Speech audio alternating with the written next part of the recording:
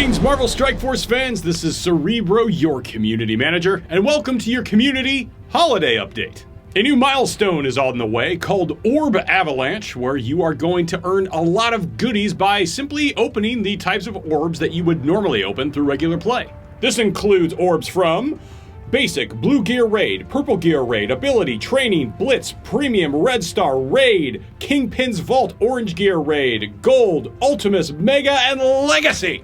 Yeah, that Micro Machines guide's got nothing on me. You'll have a chance to earn even more goodies through an Asgard milestone event where you're going to earn points just through battling with your Asgard characters. As we mentioned in the last episode, Nick Fury's legendary event is going to be rolling back around again, and we're going to give you an opportunity to earn double of those Kree shards in order to help you get Nick Fury to a higher star level. Double your Kree, power your Fury! And to help you level up those new Asgardians, we will be having a Gold Conquest Blitz. You'll be able to earn up to 4 gold orbs in this 24-hour Blitz, so be sure to start saving up your Blitz energy. But of course, you're also going to want some gear for those new Asgardians, therefore almost immediately following, there will be an Orange Gear Blitz that will grant you up to 5 Orange Gear Raid orbs. And for you players that have been asking for weeks now, when are we going to see the return of Graviton? I am so happy to say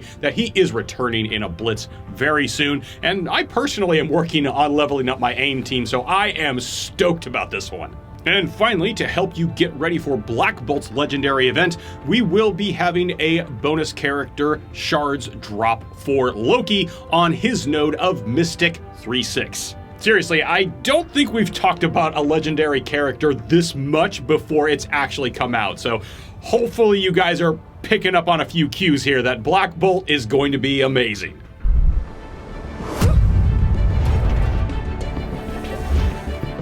Alright guys, I am super stoked to have with us here in the studio, Mr. Zach Reynolds, Senior Combat Designer. Could you please tell the good people a little bit more about what you do on the Strike Force team? Sure. I spend most of my days concepting, designing, creating characters in Marvel Strike Force. Okay, so we have in the game now that players can see Black Bolt and Yo-Yo. That's right. The Inhumans. That's right. Although we usually have teams that are like 4 or 5 characters, which means we have a couple that we haven't announced yet. Who's coming next? That's correct. So I'm happy to announce, so we have 2 more Inhumans coming shortly, the first of which is Crystal. So Crystal is another member of the Royal Inhuman family, and she's going to be the second blaster for the Inhuman team. And additionally to that, we have Karnak coming, the Magister himself. So he'll be a controller for the Inhuman team. If any players are looking to kind of brush up on some history, do you have any recommendations on wwhere they should start? I always recommend just start with Marvel.com. Like Marvel.com has a great breakdown for character history.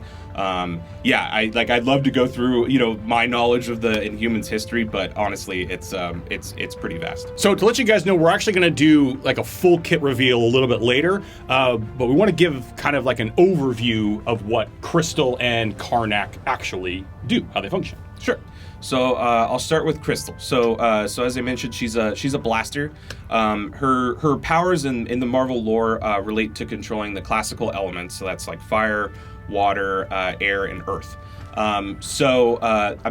Primarily she hits like very, very hard. She does a lot of damage. We wanted to emulate her ability to control the classical elements. So fire, air, earth, and water through all of her abilities. Probably the most interesting thing about her kit is her passive, Second Wind. So what that's going to do is once per match, if any of her Inhuman allies drop below 50% health, they get a pretty sizable heal. This is really, really important for the survivability of the team. They don't have a traditional healer on the team, so having Crystal kind of fill this like flex role to help support the team is really, really important, and it's a huge part of why you'd want Crystal on the Inhumans team. Karnak is the controller. He's a monk, so he was trained in a monastery. He, unlike most Inhumans, actually did not go through Terrigenesis, which is what unlocks a lot of the powers. What he really is all about is this crazily skilled monk. He can actually see through and detect like weak points in people, and not just people, but like, you know, buildings, anything. His ultimate, Pressure Points, is like meta breaking. He'll hit a single target, he'll clear all positive effects from it, he'll apply Disrupt, which is our negative effect that prevents positive effects from applying to the target. Yeah. And he does it all with a huge focus increase. So this is really, really important. This will let him break through some of the toughest protectors in the game, like Colossus, Thanos, and Juggernaut. He does have to be with Black Bolt to unlock the full power of that, but that's where we expect him to be used, is on the Inhuman team with Black Bolt. Okay, so that makes 4. We've got 1 slot open. Right. What are our options to fill that slot? There's only 2 other Inhumans in the game right now. We expect most people to use Quake on this team. Okay. That was partially one of the reasons we chose Yo-Yo to be on this team, was for anyone who's watched the Agents of S.H.I.E.L.D. show. They know there's a pretty big link between those 2 characters, and we wanted to bring that to Marvel Strike Force. In our most recent content patch, we updated Quake's special ability Shockwave to apply slow if Yo-Yo is on her team. Miss Marvel is the other option. Some people can certainly try it. We don't expect her to perform as well with the Inhumans, primarily because they're lacking a brawler, a hero brawler on their team. They're very, very surgical. They're very good at picking a target and getting them off the field. Oh, nice. In particular, Karnak helps a ton there with his ability to just like suppress taunters and stuff like that with that ultimate ability. This is a really fun team to play. In which areas of the game are we expecting for them to unleash their full potential? That's right. So primarily it's going to be offensive modes. So things like arena, war offense. I mean, they're going to be great in blitz. So is there anything that players can do now to kind of help prepare themselves for when all of these characters will be available? Crystal is going to have an event campaign for sure.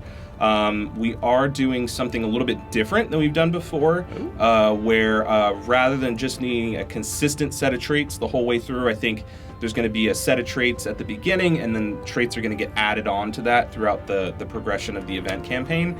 But the one trait that I know that's consistent all the way through is Inhuman. All right, Mr. Reynolds, thank you so much for coming by, sir. We're always very official with the handshake here. And please come back in the future. Let us know what you're working on. Of course, happy to do it. Thanks for having me. Hey, thanks.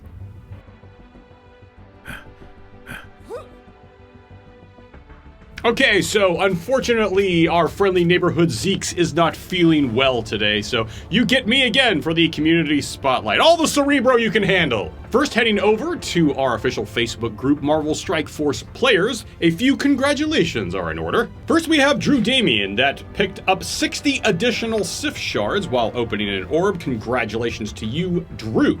Next, we have Luis Perez that achieved a milestone of 3 million total collection power. Congratulations, Luis. And woo, look at that team he's got there. Ultron, Phoenix, Rocket, Groot, and Star-Lord. Would not want to meet that in a dark alley. And Jeff Ortman just completed his first battle with his new Fantastic Four team. And yes, they are indeed a lot of fun. Congratulations, Jeff. Now let's check out some of the comments that were left on the last video. Remember, the best way to make sure that we see them is to comment down below. First, we have Joseph San Juan that says, I'm a student in a few 3D modeling, sculpting, and texturing courses, and making my own version of Quake inspired by the game. Would be awesome to have your feedback once it's finished. Well, Joseph, yes, I would be happy to share your final product with the art team here and get some feedback on it. Again, if you simply post it down below there, I believe on the Facebook page, you can post images down there. I'd be happy to pass it on to the team and we can review it for a future episode of Strike Time. Next, we have 6793 Rex, who says, why don't you invite some Marvel actors in here once in a while? And Rex, that's a great idea. You know, we are still kind of young here on this show. We've got, you know, about a half a dozen episodes under our belt at this point. But I do think that in 2020, we are looking to expand the content of the show, maybe getting some additional guests from outside the studio, possibly going outdoors and having some meetups. There's a lot of ideas that we have, and that is actually an excellent suggestion. Thank you very much. I will try to take you up on that and expedite some interviews with some actors in 2020. Zach Jones says, something that would be cool in these videos is if you could give a hint of a future character release or event. Well, Zach, I think we've kind of done that a couple of times, including the interview today, but I will absolutely keep that in mind. Yes, we do want to try and make sure we are keeping you guys ahead of the curve and letting you know how you can be preparing for what's coming up next. So absolutely keeping that in mind.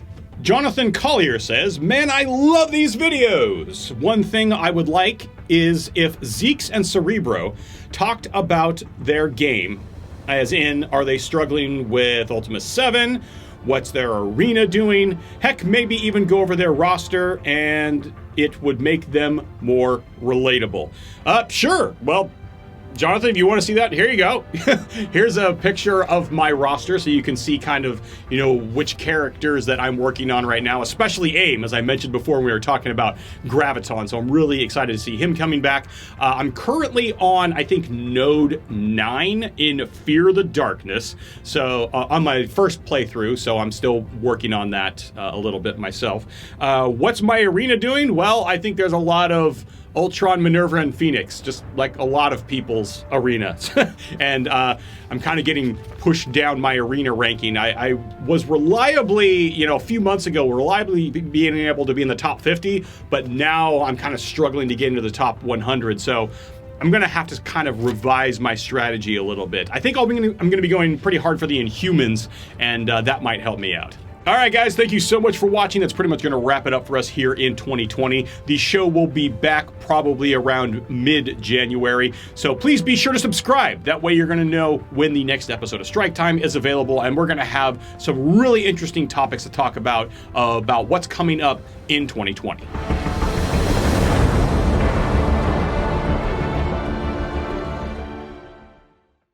Ugh. Jeez, guys, this is sweltering in here. Could you give me something a little more hot to wear? No, get away from me with that Santa costume. Put it back in the corner.